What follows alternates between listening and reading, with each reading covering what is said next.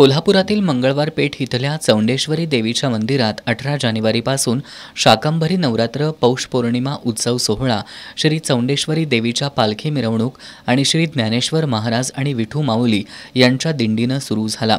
या निमित्तानं मंदिराचा परिसर दिव्यांच्या प्रकाशानं उजळून निघाला होता।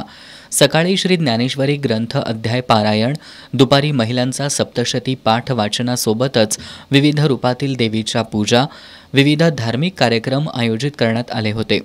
तसंच या काळात विविध सामाजिक आणि सांस्कृतिक कार्यक्रम सादर झाले। पारायण सोहळ्याची सांगता शनिवारी काल्याच्या कीर्तन आणि प्रसादानं झाली, तर नवरात्रोत्सवाची सांगता दीपोत्सव सोहळ्यानं पार पडली। देवीची श्री बालाजी तिरुपती रूपातील पूजा बांधण्यात आली होती। पूजेचे विधी पुजारी नंदकुमार कुलकर्णी महाराज यांनी पूर्ण केले।